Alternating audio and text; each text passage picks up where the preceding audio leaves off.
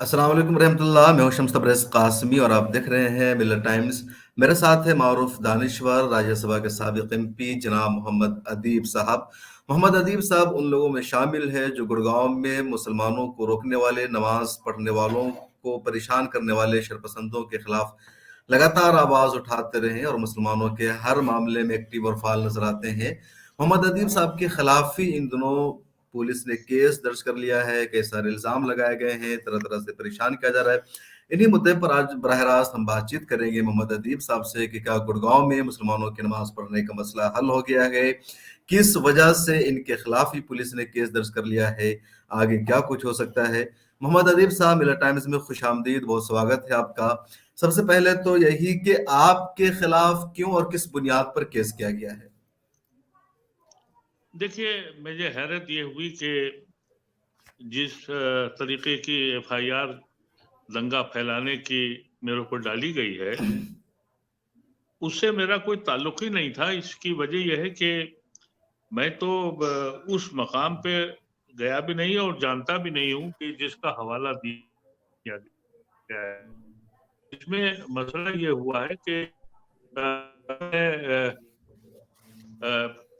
ہماری جو کمپلینٹ کی ہے ہمارے خلاف، اس میں یہ لکھا ہے کہ امر اجالا نے یہ خبر دی ہے کہ سیکٹر 40 میں نماز پڑھنے کے لیے اور وہاں زمین پہ قبضہ کرنے کے لیے، اب جب مجھے اطلاع ہوئی پی ٹی آئی سے کہ میرے اوپر کوئی مقدمہ دائر ہوا ہے، تو میں نے وہ معلوم کیا کہ بھئی وجہ کیا ہے. تو یہ خبر آئی کہ امر اجالا میں اخبار میں چھپا ہے. تو اخبار میں نے منگایا تو اس میں تو میرا نام ہی نہیں تھا. اور افسوس اس بات کا ہے کہ جس آدمی نے میرے اوپر ایف آئی آر جس کی بنیاد پہ کمپلینٹ پہ کی گئی ہے، وہ خود یہ کہہ رہا ہے کہ ہم 3 بار اسی ہنگامے میں نماز کے بوال کھڑا کرنے 3 بار جیل گئے، اور اس کی اپلیکیشن پر میرے اوپر انہوں نے مقدمہ دائر کیا. اور سوال یہ ہے کہ اس آدمی کے خلاف ہم لوگ مستقل ایڈمنسٹریشن کو کمپلینٹ کر رہے تھے کہ یہ مخصوص لوگ ہیں جو ہر جگہ مختلف سیکٹر میں ہر جمعے کو کہیں نہ کہیں جا کے بوال کرتے ہیں.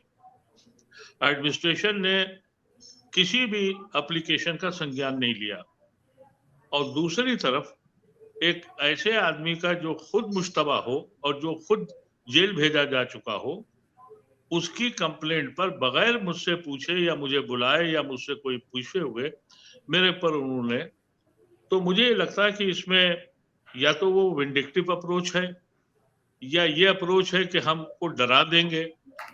تو دونوں طریقے پر اگر وہ اس غلط فہمی میں ہے کہ میں ان کی بھپکیوں سے ڈروں گا، تو انہوں نے غلط فیصلہ کیا، اس لیے کہ میں حق پر ہوں اور میں کبھی کسی سے ڈرنے والا نہیں. آپ بھی سپریم کورٹ گئے تھے، آپ نے بھی سپریم کورٹ میں پی آئی ایل داخل کی، اس میں کیا ہے؟ دیکھیں، سپریم کورٹ میں نے یہی اپلیکیشن ڈالی ہے کیونکہ سپریم کورٹ کی ایک گائیڈ لائن ہے کہ اگر کوئی آدمی یا خود انڈیویجل یا کوئی جماعت کی شکل میں یا کچھ لوگوں کا گروہ کہیں نظام کو درم برہم کر رہا ہو اور کمونل ہارمونی کو بگاڑ رہا ہو، نفرت پھیلانے کی کوشش کر رہا ہو، اور اس کے خلاف اگر کمپلینٹ ہے اور اگر ایڈمنسٹریشن اس پہ ایکشن نہیں لیتا ہے تو وہ کنٹمپٹ آف کورٹ ہوگا، یعنی اس گائیڈ لائن کی مخالفت ہوگی جو 2018 میں سپریم کورٹ نے دی تھی. میں نے یہی اپلیکیشن سپریم کورٹ میں دی ہے کہ یہ 4 مہینے سے یہ جو ہنگامہ ہو رہا ہے، یہ کسی انسان کو حق نہیں ہے قانون اپنے ہاتھ میں لینے کا. پولیس کو یہ اختیار ہے، اور جہاں یہ نمازیں ہو رہی تھیں وہ نمازیں وہ جگہ تھی جس کی انتظامیہ نے خود اجازت دی تھی. تو اگر انتظامیہ روکتی تو بات ایک سمجھ میں آتی ہے کہ وہ کہہ سکتے تھے کہ صاحب ماحول ٹھیک نہیں ہے، حالات خراب ہوں گے، لیکن چند لوگ کھڑے ہو جائیں اور کہیں کہ ہم نہیں پڑھنے دیں گے، قانون اپنے ہاتھ میں لیں گے اور ایڈمنسٹریشن خاموش رہے. ہم نے اس بات کی توجہ وہاں دلائی تھی. تو اپلیکیشن میں آپ نے صرف ان لوگوں کے خلاف وہ شکایت کی ہے یا پولیس کے خلاف بھی؟ کیونکہ کہیں نہ کہیں پولیس کا بھی قصور تھا کہ پرمیشن ہو جانے کے باوجود پولیس شرپسندوں کو روکنے میں ناکام رہتی تھی اور نماز پڑھنے والوں کو یہ سمجھایا جاتا تھا کہ آپ یہاں نماز نہ پڑھیں. جی دیکھیے، ایسا ہے کہ یہ جو جگہیں تھی جہاں نماز ہو رہی تھی یہ ایڈمنسٹریشن نے خود الاٹ کی تھی، کہا تھا کہ آپ یہاں پڑھ لیں. وجہ کیا ہے کہ یہاں کی جو مساجدیں ہیں، جب یہ چھوٹا سا گاؤں تھا یا ایک ٹاؤن شپ تھی تو چھوٹی چھوٹی مسجدیں آس پاس کے گاؤں میں تھیں اور اس کی کچھ اراضی زمینیں بھی تھیں جن سب پہ قبضہ ہو گیا ہے. ایک آدھ مسجد بچی ہے جہاں یہ نماز نہیں پڑھنے دیتے. گڑگاؤں سے قریب میں ہی بھونڈسی کے راستے پہ جو جیل ہے اس سے پہلے 500 سال پرانی ایک مسجد ہے. وہاں پر وقف کی زمین ہے، وقف کی پراپرٹی ہے آج بھی اس کی، لیکن وہاں کے لوگ کہتے ہیں پڑھنے نہیں دیں گے. اور انتظامیہ نے کبھی یہ کوشش نہیں کری کہ وہ ہماری اپنی زمین ہے، ہماری اپنی مسجد ہے، وہاں بھی انتظامیہ نے ہم کو نماز پڑھنے نہیں دیا. ظاہر ہے اگر کوئی جائے گا تو ابھی کچھ صحافی گئے تھے وائر کے اور انہوں نے بیان کیا کہ وہ جان بچا کے واپس آئے وہاں سے، اور انتظامیہ کو سب کچھ معلوم ہے. تو ہماری جو زمین پر آج بھی خالی ہے وہاں بھی نماز نہیں پڑھنے دے رہے ہیں. انتظامیہ خاموش ہے. انتظامیہ کہہ رہی ہے کہ صاحب جو ہم نے آپ کی جگہ ہے اب ہم اس میں بھی نہیں پڑھنے دیں گے. اور جو حیرت انگیز بات ہے کہ چیف منسٹر وہ یہ کہہ رہے ہیں کہ صاحب آپ گھر میں نماز پڑھ لیجئے. ان کو اس بات کا علم ہی نہیں ہے کہ جمعے کی نماز بغیر خطبے کے ممکن نہیں ہے. اجتماعی جماعت ہے، نماز ہے وہ. لیکن ان کو لا علمی ہے. لیکن لا علمی ایسے مجھے نہیں لگتا، لیکن کوئی دوسرا جملہ جو ان کا ہے وہ بڑا تکلیف دہ. وہ کہتے ہیں کہ آپ نماز تو پڑھیے، اپنی حیثیت مت دکھائیے. یہ کس لیے کہتے ہیں؟ اس کی وجہ یہ ہے کہ RSS نے یہی تو سمجھایا ہے کہ آپ کا مذہب خطرے میں ہے. 85% ہندو جو ہے وہ خطرے میں ہے، یہی سمجھا رہے ہیں وہ. اب کوئی ان سے یہ نہیں پوچھتا کہ یہ دنیا میں کہیں پر بھی 5% سے زیادہ نہیں، وہاں ہندو دھرم خطرے میں نہیں ہے. یہاں 85% ہیں، لیکن ذہنوں میں یہ بات ڈال دی ہے کہ مسلمان ہم کو اوورٹیک کر لے گا، ہم اقلیت میں آ جائیں گے. یہ چیف منسٹر کہتا ہے. چیف منسٹر اگر یہ کہہ دیتے کہ بھئی لا اینڈ آرڈر کی وجہ سے ہم آپ کی نماز وڈرا کر رہے ہیں، تب تو یہ بات سمجھ میں آتی کہ ایک لیڈر یہ کہہ رہا ہے. لیکن وہ یہ نہیں کہہ رہے ہیں. وہ کہہ رہے ہیں کہ ہم اس کی اجازت نہیں دیں گے کہ آپ اپنی اسٹرینتھ شو کریں. اب ان سے کون بتائیے کہ ادیب یہ صاحب، تو یہ جو جب ایک چیف منسٹر اس طرح کی زبان بول رہے ہیں، رول کے کانسٹیٹیوشن کے خلاف جا کر کے چیف منسٹر باتیں کر رہے ہیں، وہ اپنی ساری چیزیں یہاں کرتے ہیں، یا پولیس ناکام ہے سرکشا دینے میں، شرپسندوں کو قابو کرنے میں. ایک وکیل محمود پراجا صاحب، انہوں نے آپ کے فائر کے بعد ایک چینل کو، ایک یوٹیوب کو انٹرویو دیتے ہوئے کہا کہ آپ کو پولیس کے خلاف بھی اس میں شامل کرنا چاہیے، چیف منسٹر پر کیس کرنا چاہیے، کیونکہ یہ لوگ اصل ذمہ دار ہیں اگر وہاں نماز نہیں ہو رہی ہے تو، یا یہ لوگ مسلمانوں کو روک رہے ہیں نماز پڑھنے سے. دیکھیے، پولیس جو قانون کہتا ہے، جو ججمنٹ ہے سپریم کورٹ کا، وہ تو ایڈمنسٹریشن کے اوپر الزام لگاتا ہے. اس کا جو گائیڈ لائن ہے، ہم کسی ایس پی یا دروگا کے بارے میں کیا کہیں گے؟ اس کے تو ہاتھ بندھے ہوئے ہیں. جو سپریم کورٹ گائیڈ لائن ہے وہ یہ کہہ رہی ہے کہ اگر ایسا ہوتا ہے تو گورنمنٹ ریسپانسبل ہے. اسی لیے انہوں نے جو نوٹس دیا ہے وہ دیا ہے چیف سیکرٹری کو، اور نوٹس دیا ہے ڈائریکٹر جنرل پولیس کو، جو ان سب کے باس ہیں. تو انڈیویجل ہماری لڑائی ہم نہیں لڑنا چاہتے ہیں، ہم قانون کی لڑائی لڑنا چاہ رہے ہیں. اور قانون یہ کہہ رہا ہے، سپریم کورٹ کا گائیڈ لائن کہہ رہی ہے کہ ایسی شکل میں اگر وہ شکل پیدا ہوتی ہے اور ایڈمنسٹریشن اس پہ عمل نہیں کرتا ہے تو کنٹمپٹ آف کورٹ ان کے اوپر لاگو ہوگا. تو ہم نے یہی سوال اٹھایا ہے کہ آپ کنٹمپٹ آف کورٹ ان پہ کیوں نہیں لگا رہے ہیں. اور اسی لیے وہ چیف سیکرٹری کو اور DGP کو ڈائریکٹر جنرل پولیس کو جواب دینا ہے سپریم کورٹ میں. اب اس کی وجہ سے انہوں نے گھبرا کے، یا دروگا صاحب نے، یا جس کی بھی کم عقلی تھی، اس نے کہا کہ بھائی یہ آدمی بول رہا ہے. وجہ کیا ہے کہ میرے عزیز، جو افسوس کی بات ہے کہ جو پڑھا لکھا مسلمان، اس کی بڑی کثیر تعداد گڑگاؤں میں ہے، बड़े बड़े अहम ओहदों पर रहे हुए लोग गुड़गांव में रहते हैं, और वो अगर सामने आ जाते तो शायद एडमिनिस्ट्रेशन, लोकल एडमिनिस्ट्रेशन पे कुछ असर पड़ता। लेकिन ये खौफ जो है, जो दिलाया गया है पिछले 5-7 साल में कि ये कौम खौफजदा हो जाए, और वो इसमें तेरे सामने नहीं आ रहे हैं लोग कोई भी। कोई सामने, देखिए ये तो आज भी साहिल पे बैठ के तूफान का नजारा कर रहे हैं, देख कल रहे हैं। हमारे एक सहयोगी गए थे परसों जुमा को वहां, तो परसों जुमा को तो नमाज हुई, कोई हंगामा नहीं हुआ।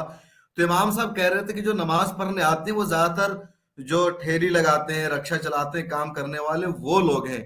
जो बड़े बड़े वहाँ वहाँ की कोठियों में मुसलमान रहते हैं वो तो नमाज पढ़ने भी नहीं जाते, पता नहीं जुमा कहाँ पढ़ते हैं वो, या घर में जोहर पढ़ लेते हैं।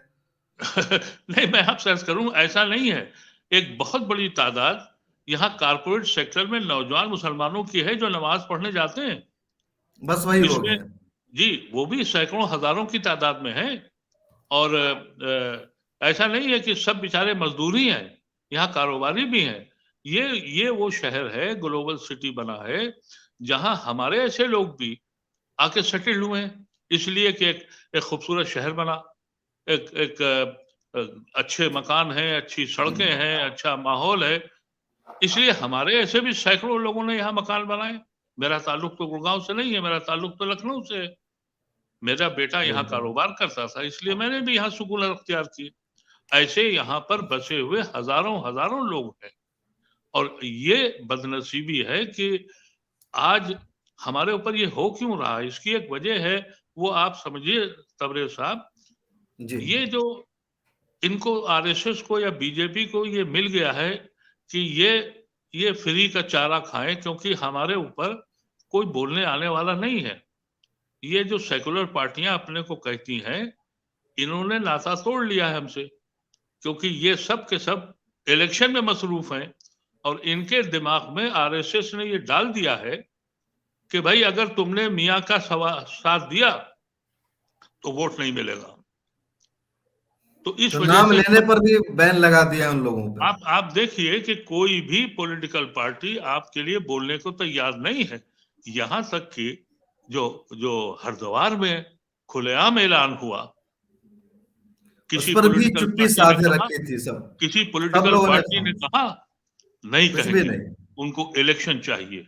इसीलिए मैं ये समझता हूं कि ये मुल्क जो है, इसमें जो खुली छूट मिली है मुसलमानों को और क्रिश्चियंस को मारने की, उसकी वजह यह है कि आज के जो लीडर हैं ये बेहिस हैं, और ये लीडर अपनी पार्टी के वजूद के लिए लड़ते हैं। इनको न मुल्क की परवाह है, न इनको कॉन्स्टिट्यूशन की परवाह है। ये इसीलिए मैं कहता हूं कि एक स्टेट्समैन और एक लीडर में बड़ा फर्क है। अब आपके तो पास कोई स्टेट्समैन अदीब है नहीं। साहब, आपकी शिकायत बजा है। सारे लोग यही बात कह रहे हैं कि जो सेकुलर पार्टियों के लीडर हैं, जिनको मुसलमानों ने हमेशा अपना लीडर माना है, अपने लोगों पर तरजीह दे करके, मुलायम सिंह को या उनके बेटे को, या बिहार में लालू प्रसाद या उनके बेटे तेजस्वी, और हर जगह अपने लोगों को मुसलमानों ने लीडर ही नहीं माना। जो अपने लोग गए उन्होंने उनको मुसलमानों ने कहा है कि बीजेपी के एजेंट है, गद्दार है। अब ऐसी सिचुएशन में क्या सोच रहे हैं? आप भी कौम के लीडर भी हैं, पॉलिटिकल लीडर होने के साथ नहीं, साथ मैं में। मैं पॉलिटिकल लीडर तो नहीं हूं भाई। एक इत्तेफाकिया पार्लियामेंट गया था। एक मेरी एक ख्वाहिश थी कि मैं किसी पार्टी का गुलाम बन के न जाऊं, और इंडिपेंडेंट गया था। अल्लाह का बड़ा करम है कि उसने मुझे ये एजाज दिया, और मैं मेरी इस बात को मान लिया उन्होंने, और मुझे आज़ाद पार्लियामेंट भेज दिया मुलायम सिंह ने और कांग्रेस पार्टी ने।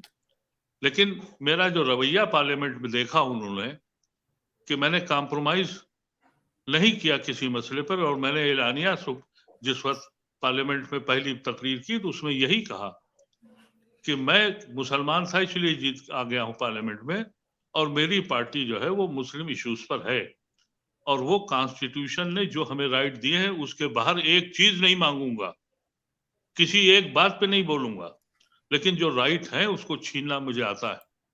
इसी वजह से मुख्तलिफ पार्टियों ने जो जो मेरे साथी भी रहे हैं और मेरे दोस्त भी हैं, लेकिन वो मुझे इसीलिए डरते हैं कि ये पोरस का हाथी है, ये कॉम्प्रोमाइज नहीं करेगा।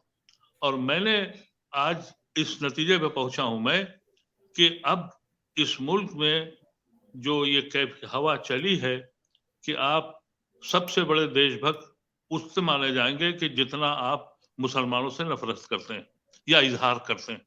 अगर आप इजहार करते हैं कि तो आप उतने ही बड़े देशभक्त हैं। मुझे इतनी हैरत है, मैं समझ रहा था कि भाई मैंने इन सारी पॉलिटिकल पार्टीज को खत लिखा और सबसे कहा कि पार्लियामेंट शुरू हो रहा है, आप ये सवाल उठाइए, हमारे पास हमारी जमीनों पर कब्जा हो चुका है, हमारी आबादी 4.5 लाख से ऊपर हो चुकी है और ये सजदा करने के लिए मजबूर है, कहाँ जाएं? और ये जिस जगहों पे जाते हैं वो जगह गवर्नमेंट ने दी हुई है। अब क्या इस मुल्क में जहां मुसलमान नहीं हर कौम को ये अख्तियार है कि वो उस मजहब पे रहे, उसकी प्रीचिंग करे, उसकी प्रैक्टिस करे, तो प्रीचिंग में तो हमारे कलीम साहब ऐसे कितने लोग भेज दिए गए अंदर, लेकिन हमें प्रैक्टिस भी नहीं करने दे रहे हैं। आप अदिल साहब, ताज्जुब आपने करेंगे, लेटर लिखा है इतने सारे एमपीस को, आप पॉलिटिकल ताज्जुब पार्टियों के करेंगे कि सरबराहों को। नहीं नहीं, आप ताज्जुब करेंगे कि न कांग्रेस पार्टी ने, न मायावती ने, न मुलायम सिंह ने, न आम आदमी पार्टी ने एक्नॉलेजमेंट तक नहीं दिया, एक जुमला नहीं कहा।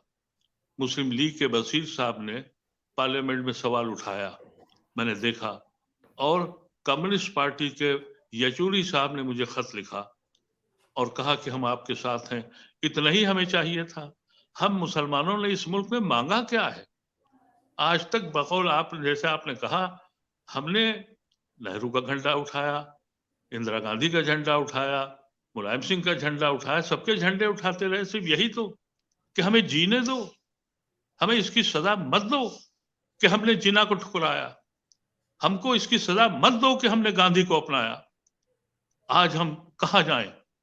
हम किश्तियां अपनी 15 अगस्त सन 47 को जला चुके हैं, किसके साथ जाएं? इन लोगों के दिमागों में ये बात आ नहीं रही है। अगर ये गलत फहमी में है कि हम 20 करोड़ आदमियों को ऐसे ही कर देंगे, तो ये सिर्फ जब कर पाएंगे जब हमारी कौम बेहिस हो जाए, और हो गई है। उसकी वजह हो एक गई ना। हमारी आप कौम, गुड़गांव जैसे रहते हैं, फरीदाबाद में, वहाँ बड़े बड़े लोग रहते हैं, कहीं को तो मैं जानता हूँ। अलीगढ़ के साबिक वाइस चांसलर और जनरल क्या नाम है, जमीरुद्दीन शाह दो दो साहब दो वहाँ रहते हैं। नहीं, दो वाइस चांसलर।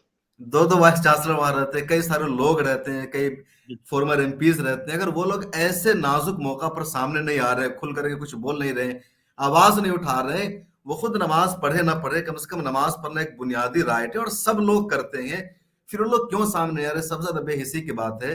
अच्छा अदीब साहब, मस्जिदें कहा जा रहा है 19 मस्जिदें ऐसी है जिन पर कब्जा है, तो क्या उन मस्जिदों की कोई निशानदही है, कोई है कि बिल्कुल यहाँ मस्जिदें थी? नहीं, बिल्कुल है। और तनवीर साहब, हमने तो पूरी लिस्ट निकाल ली है, उस पर काम भी कर रहे हैं। बहुत सी मसाजिदें ऐसी हैं जो जिनकी लीज भी एक्सपायर कर गई है, यानी वो लीज पे जमीन दी गई थी और वो भी मस्जिद एक्सपायर की कर जमीन गई। लीज पर दे दी गई थी। जी हाँ, इन्होंने इन्होंने किया ये था कि इससे पहले जो कानून था कि 11 महीने से 3 साल तक के लिए आप लीज कर सकते हैं, वक्फ का जो कानून था, उसको हम लोगों ने, जब हम पार्लियामेंट में थे तो 2013 में उसको बढ़ा के 30 साल किया था। ये जो 11 महीने और 3 साल का जो लीज होता था कि आप ठेला लगा लें या कर लें, और जो बैठ गया फिर उसने छोड़ी नहीं। तो अब की जो हमने रखा था हम लोगों ने कि भाई कम से कम 30 साल के लिए आप लीजिए, कि अगर आप चाहते हैं तो कुछ आमदनी वक्फ की भी हो। लेकिन यहाँ पर वक्फ बोर्ड यहाँ नहीं, पूरे हिंदुस्तान में, और हमारी बदनसीबी आप ये देखिए कि सच्चर कमेटी की रिपोर्ट आई, पूरे हिंदुस्तान में मुसलमान बड़ा खुश हुआ, सच्चर कमेटी की रिपोर्ट आ गई। सच्चर कमेटी ने जख्म को सिर्फ खोल के दिखाया था, मालूम था कि हम सबसे नीचे सतह पर हैं, लेकिन सच्चर कमेटी ने जो सबसे बड़ा कारनामा किया था वो चैप्टर 10 में था, यानी वक्फ की जमीनों के बारे में। उस वक्त उन्होंने कहा था लाखों करोड़ की जायदाद हमारी कब्जे में है, और इंदिरा गांधी का वो खत भी उसमें लगाया था जो सन 80 में उन्होंने लिखा था कि जिन जमीनों पर गवर्नमेंट ने कब्जा कर लिया है वो जमीनें वापस करें, और या फिर मौजूदा कीमत के एतबार से मुआवजा दें।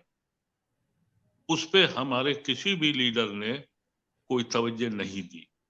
जो ये वक्फ बोर्ड का जो वक्फ का जो चैप्टर 10 है, उसी रोशनी में اب ہم لوگ کچھ لوگ اکٹھے ہوئے ہیں, یہی کام کر رہے ہیں. انشاءاللہ یہ جو ابھی ہمارا مقدمے کے بعد ہم ہریانہ ہائی کورٹ جا رہے ہیں, چندی گڑھ, اور ہم سمجھتے ہیں کہ یہ وقف بورڈ والے بھی ڈکیت ہیں اور ان کے اوپر بھی ہم مقدمے کریں گے. اب ان کے بغیر اوپر کیا ان کو مقدمہ کچھ کریں کیے گے؟ ہوئے, کیونکہ دیکھیے وقف کی زمینوں کا ہوا کیا ہے. وقف کا مسئلہ جو تھا یہ تو مولانا آزاد کی فکر تھی. انہوں نے آزاد ہندوستان میں پہلے وہ چاہتے تو کوئی پوسٹ لے سکتے تھے, لیکن انہوں نے ایجوکیشن اور وقف لیا تھا. یہ ان کی بصیرت تھی. ایجوکیشن سے انہوں نے تاریخ کو محفوظ رکھا جو اب توڑ دی گئی, اور وقف کی زمینوں کو انہوں نے بچانے کے لیے وقف بورڈ پہ کوشش کری. لیکن وقف بورڈ کا انچارج کون بنا؟ ہر پولیٹیکل پارٹی نے یہ سوچا کہ بھائی یہ اس کو ٹکٹ نہیں ملا ہے, ہمارا خاص آدمی ہے, چلو وقف کا چیئرمین بنوا دو. الیکشن ہار گیا, ان کا وقف کا چیئرمین بنا دو. اور وہ شخص گیا جس کو یہ بات معلوم نہیں تھی کہ وقف کی زمین اللہ کی زمین ہے. تم اس کے مالک نہیں ہو, اس کے ٹرسٹی ہو.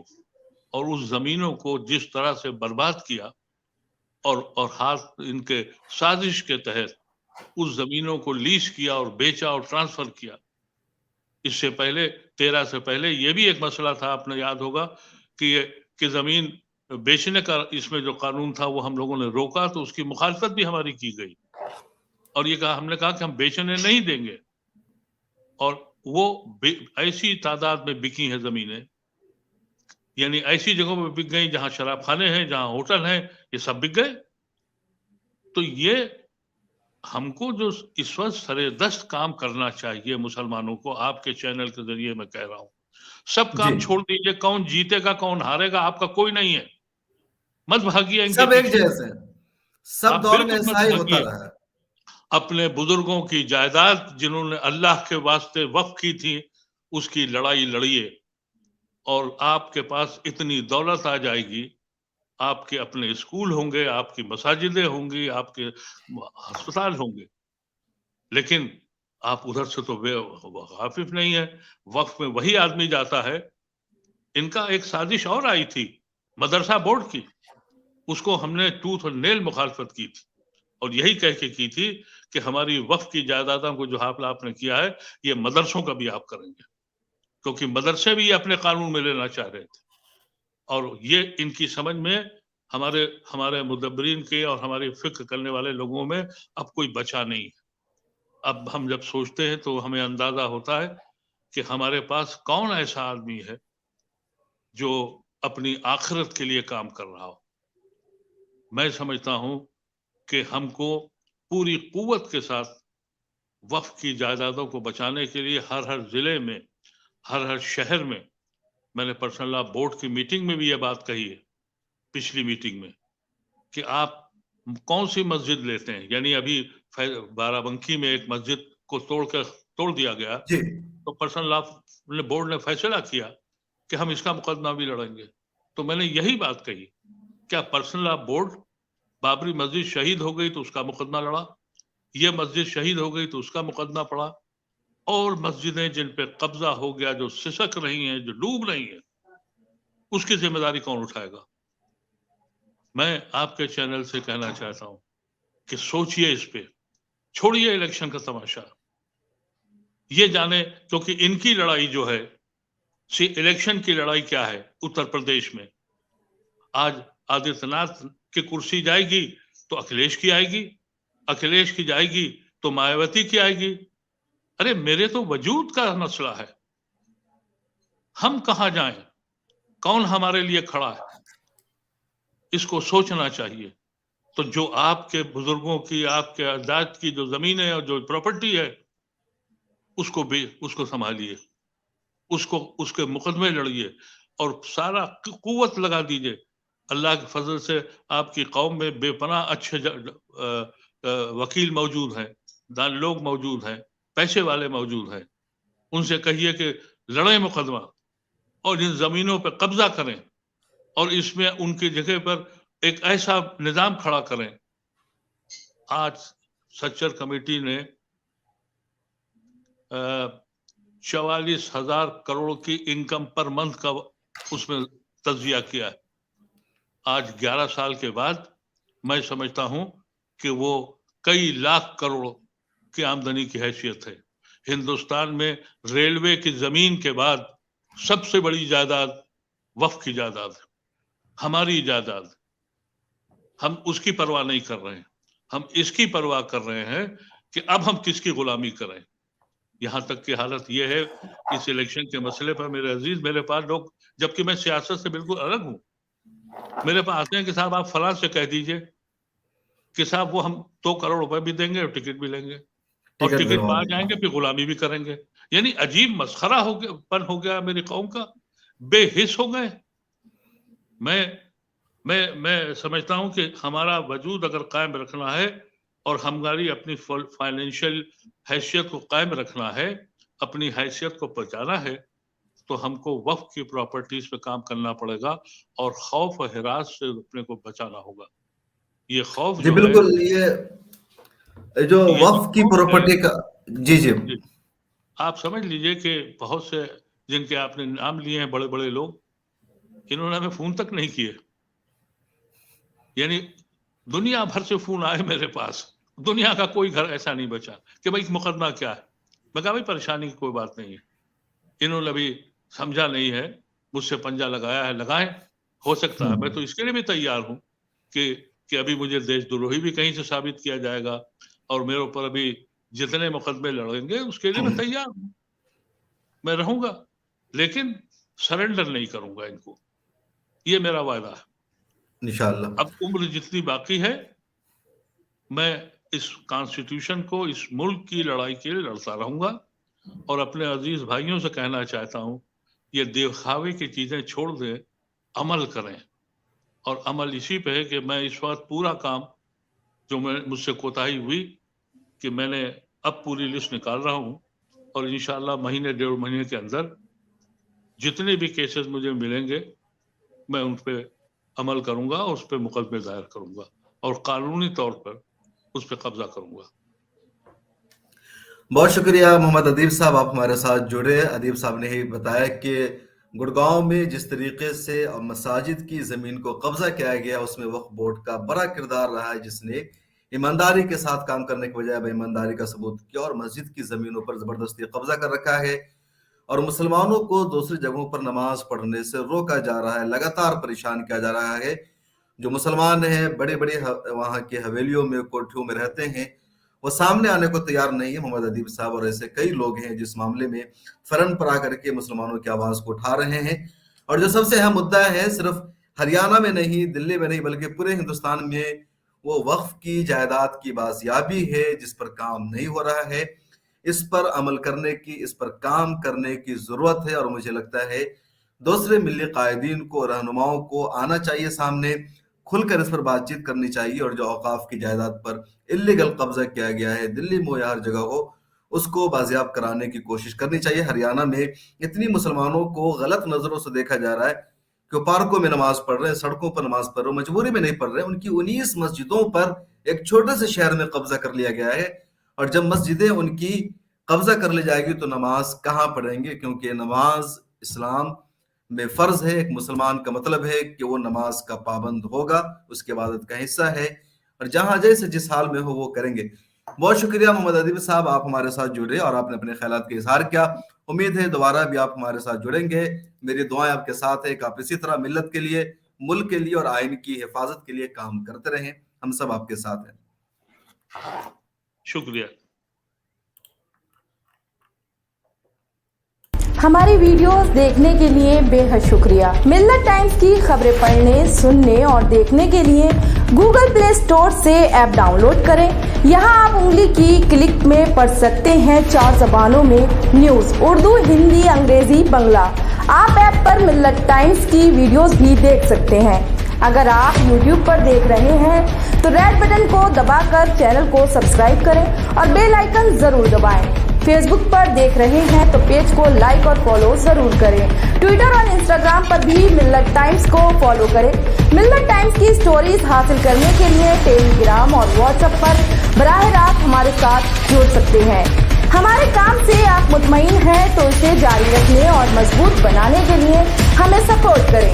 स्क्रीन पर दिख रहे और डिस्क्रिप्शन में दिए गए अकाउंट नंबर पर मिल्लत टाइम्स को अपनी रकम भेज सकते हैं।